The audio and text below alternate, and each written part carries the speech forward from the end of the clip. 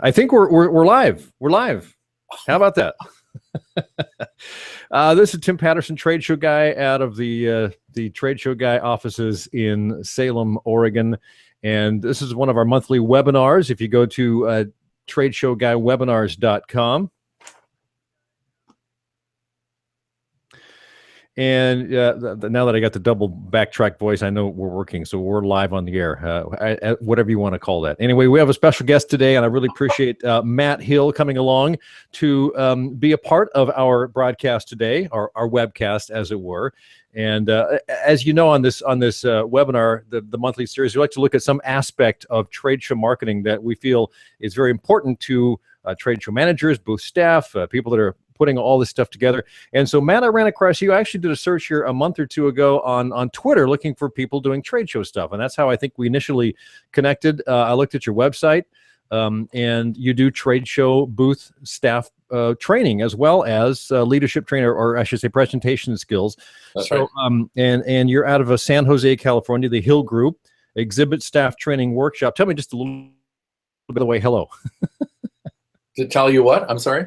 Tell me a little bit about your company and the exhibit staff training module you do. Well, I'm a sales guy by trade, and I started with a straight sales training company. And then someone literally asked me this question 27 years ago, almost 28 years ago. He says, hey, can you train people to work in a trade show booth? And I went, sure, I can figure that out. And so 27, 28 years later, there still is a big need for it. And you know, big clients, the Microsoft, the Intels, the Medtronics, the big pharma companies, they all realize that people need this. So exhibit staff training, that's what I do. And I try to make it fun because I know most people don't think they need it and they think they're experts. So that's the attitude I get when I walk into a training room. But and I am sitting, like you said, world headquarters of the Hill Group. I meant to ask you, is that world headquarters? This is actually Trade Show Guy world headquarters right here. You can see the posters and the books behind me, and it's the home office. Yeah. I think it's a green screen, and you're just projecting. And it's like I'm the orchestra director, right? I run everything from here. I just kind of 1, a 2, a 3, and if I need a designer, I call them up. If I need a fabricator, I call them up. If I need someone to do some, so it works that way. It works well. Yeah, perfect. Yeah. So, when it comes to, first of all, for the webinar, we'll go as long as we feel it's necessary. We can maybe cover this in 10 minutes, maybe 20 minutes, maybe half an hour. We'll just see how far it goes. I don't have a time frame. I know we won't go an hour. That's the time frame we kind of are up against. But we'll cover, I think, all the essential stuff. And then, of course, we'll make sure that people know how to get a hold of you. Okay. Once at the end, so that if they have questions about you and your specific services, we'll do that. So, when it comes to booth staff training, why is it so important? What does a company get out of that? That's a good question, and I have to answer this all the time.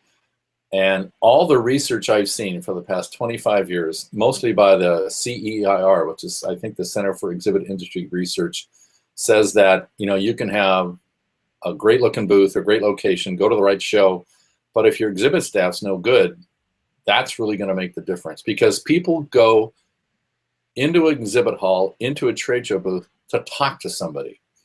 With all the information that's available on companies' websites, if they can get all the information they want, when they go to a trade show booth, they want to talk to somebody. So my training focuses on that one-on-one or one-to-many interaction to make sure that the visitors to your booth get a positive experience, get a personal experience, get a memorable experience.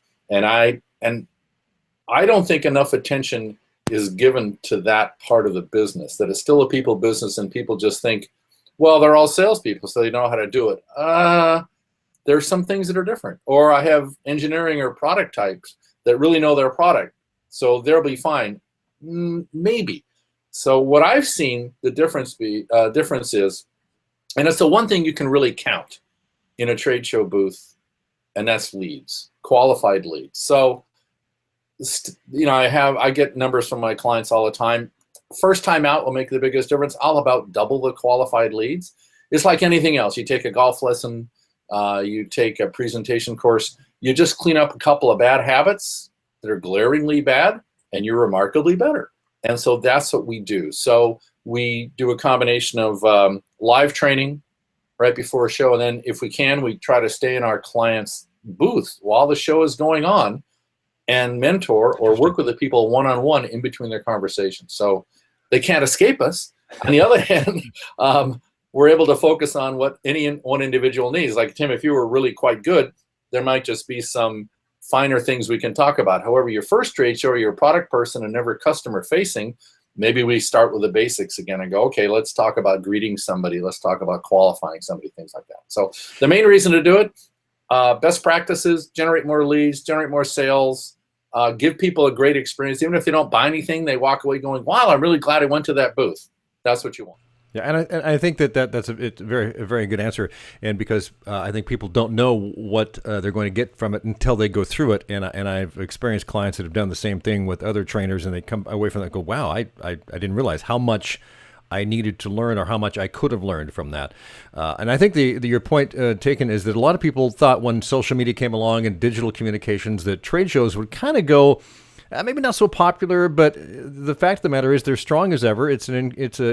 The industry is growing, and people want to see people face to face. And so there are skills that have to come into play with that to make that effective, because you will have people there. So what are some, can I get down to some of the nuts and bolts? What are some good ways to for a booth staff person to greet a visitor? They see someone coming. What is important from their aspect? Well, I ask the exhibit staffs I work with to treat the booth for the few days of the show like it's their own home. So if it's your own home and someone were to knock on your door, you're going to wait 2 minutes before you answer the door? No. So a couple of things. If you put yourself in the visitor's shoes, if you're walking by, do you want someone to come out of the aisle and accost you? No, you don't want to do that. Certainly you want to greet them when they come into the booth, and you want to make it easy for them to come into the booth. You don't want to stand right on the edge of the carpet of the edge of the booth, because you're like making a wall. And then I want you to be approachable. So I don't want you standing in circles talking with your colleagues. I don't want you on your phone. I don't want you with bad body language, like I'd rather not be here. Then you shouldn't be there. So when someone walks in, you greet them quickly. And since it's a compressed time frame, it's not like you have an hour in somebody's office. You've got maybe 10 minutes, maybe 20 minutes. You want to get right to it. However, there is a beginning, a rapport building piece. Tim, you walk into the booth. Hey, what brought you to the booth today? Or hey, how you enjoying the conference sessions, or how's the trade show going, or whatever. You can do a little bit of that. Once you greet somebody, and I ask people not to look at the badge, because I think it's rude to look at the badge. Go, Tim, oh no, that's not my territory. And then you don't do that. You greet them. You can go to the badge and go, oh, you're from Oregon. I was up near Wilsonville. Are you anywhere near Wilsonville? We can talk about something for a few minutes. So they need to be prepared with an opening question, because most people are afraid to go up and be proactive about greeting if they don't know what to say. So as a part of any kind of a pre-show meeting, even if it's just a circle of people you've gathered in the booth 10 minutes before the doors open, ask, what's a good opening question? What brought you to the booth today? Hey, how familiar are you with our company? Where are you from? Anything like that to get it going. So being prepared is key. It takes away some of the fear.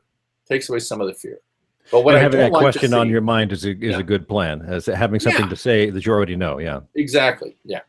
What I don't want to see happen, I see this all the time, is the research again from that organization says that if somebody's not greeted or acknowledged in 15 seconds on average, they will leave.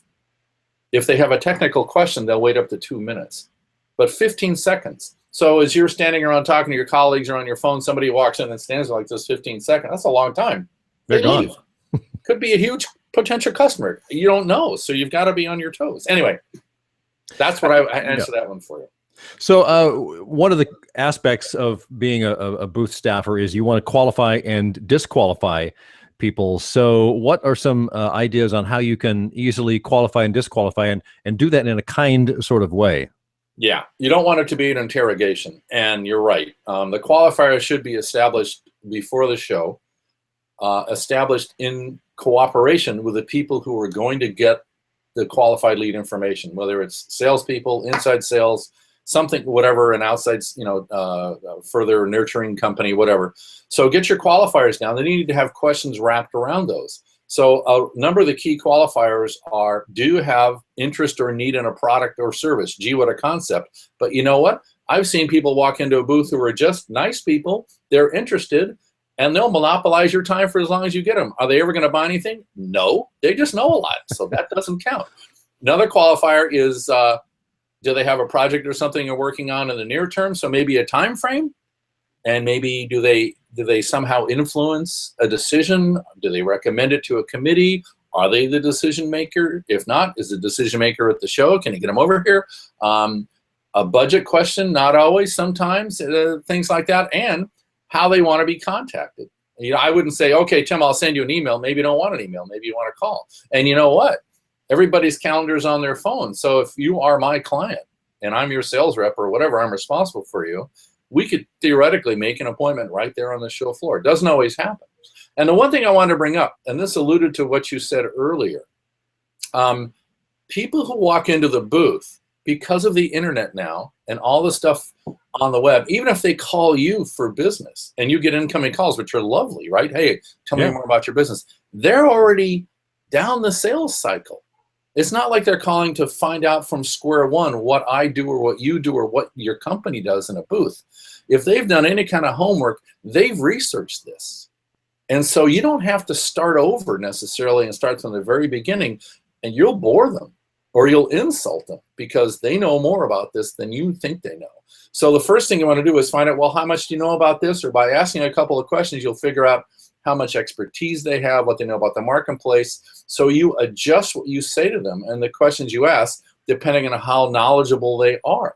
And that's really key, because people who call me for business have already been, like you said, you've already been to my website. Right. You understand what this is. So if someone calls me with that, I don't have to really talk about that. Yes, I can reinforce what makes my services different, my differentiators, but I'm not going to bore them by going through a history of exhibit staff training and why it's important. They already did that. So that's key, to ask questions to find out how much this person knows. So qualifying, if they hit the qualifiers that you've identified, even if it's, and your sales cycles can vary, right? Capital equipment can be 12 to 18 months or longer. Right. Shorter terms are available. And sometimes people come to the booth with a short list of 3 vendors. They've noted it down. At the end of their visit, they're going to go back to their office and decide. Those people are close. That's a hot lead, because it's going to happen soon.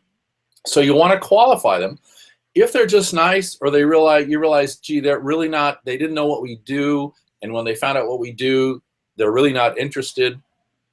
As I said, I'll know when this webinar is over when you summarize, and do the same thing in a booth to disqualify, or I say it, disengage or dismiss.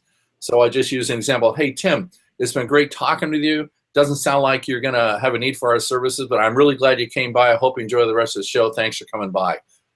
Turn and leave. So you tell them why you're disengaging. You're polite, but it's as if, you know, if I keep talking to you and I make someone else wait for this conversation to end, and it's more than 15 or 20 seconds, that person could leave while I'm still, no offense, wasting my time with you. That's not a good choice. Yeah. And plus the fact that if you're very nice to them and you disengage politely, there's a higher chance that eventually they'll refer someone to you. Maybe not, not a great chance, but they'll remember you kindly. It happens. And I bring that up. That was really perfect, because who are they going to have lunch with? Yeah. Who are they going to be at a hospitality event with? Who are they going to share a cab with or on a bus? If the question comes up and they'll say, they go, hey, talk to him. He was nice. You got to go talk to him.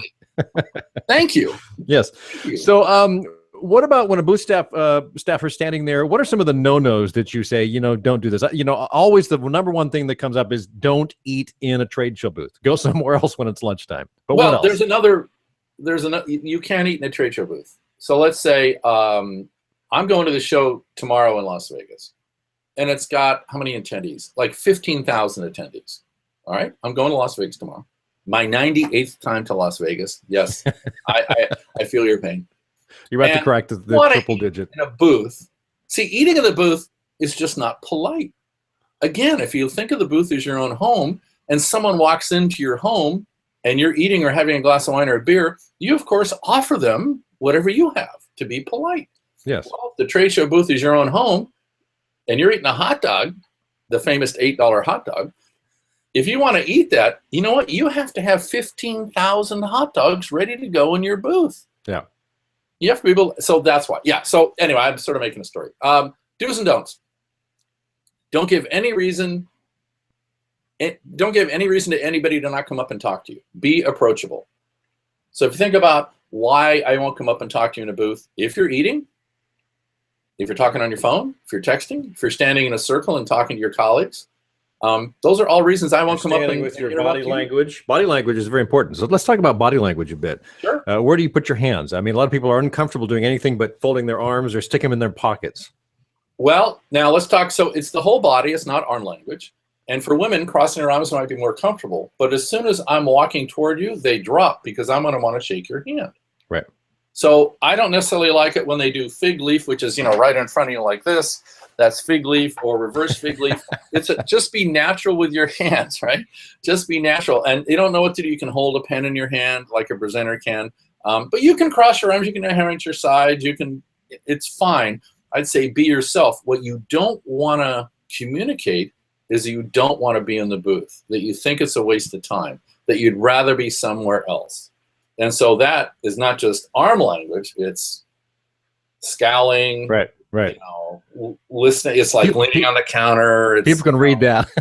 Yeah. Should you be standing at the edge, like within a foot or two of the edge of the booth with like a brochure in your hand? I say no. Okay. It depends on your business. I want people in my home. And I think when you're on the edge of the booth, you're reinforcing that imaginary wall between the carpeting in your booth and the aisle carpeting. So I like to give people a little more space. A brochure, usually they're there to talk to somebody. Now, there are people at high-tech shows I go to where I think the perfect exhibit hall is no personnel and just brochures because they don't want to talk to you. Yeah, because they're all introverted engineers, right? You know what? HP does a great thing, and they've done it for years. They were the first one to do it, where they don't take paper to a show. Now, I do too. I do the exhibitor show. I take paper, but not a lot, maybe 10 pieces, and I never get rid of all of it because people don't want to carry it around anymore. However, some people still ask for it. And one guy said, if you don't give me a piece of paper, this is a guy, director of marketing, like a $300 million company. He says, if you don't give me a piece of paper, I won't come back because I gather paper the first day, I review it in my hotel room, and then I decide where to spend my time the next 2 days. He goes, yes, it doesn't leave the city, doesn't even leave the hotel, but I look at it. So I take a few pieces. And HP has a print-on-demand station where you can just get all the PDFs. You can email them to yourself on their computer. You can print them out on an HP color printer and walk away with it. So standing on the edge of the aisle, to answer your question, with a brochure, not my favorite. I'd say it's marketing. I wouldn't say it's the worst thing you can do, but try it. Try standing there. Is that working? Not. Back up a bit. See if that works. It's like when you have a 10 by 10 and you have a table. Do you put it right across to create a barrier? Some people like that. Some people want more of a personal touch. You put it on the side. It depends on the situation. I think it is a lot of it situational, especially with the table, because sometimes you have the samples out there and people are going to buy something. It could be that kind of show. That's right. But if you're going to be doing any sort of meeting, you got to have a space for them to at least come in off of the aisle and do some conversation. That's right. So I think again, it depends on what the situation is, and it kind of depends on the size of your booth, what your function is, what your function needs are in that booth. Some booths you need do a lot of things. You got an iPad, you got to do a presentation, you've got a thing up here, you know, big monitor you want people to look at, and you got to walk them through something. You got to walk them back into the booth and take them through something. So yeah, it depends on what you're selling. You know, when you talked about food samples, I go to a lot of food shows, Expo West down in Anaheim, which everyone's handing out samples in the food area. So they're going through tens of thousands of samples in 3 days. And so a lot of that has to do with, sometimes they've got people actually out there with a tray. Other times it's just on the counter and they come up and grab it. So, but I still don't think that eating that food as you're sampling in the booth is appropriate, because you should know what it tastes like. No, and that's a very good point. You should eat it ahead of time. It's like a server. They should have tasted the food in a restaurant so they can tell you what it's like. Yeah. If sometimes there are hospitality events, so like the end of the first day, they might have a little a reception in the hall. At 4 o'clock. Yeah, right. Yeah.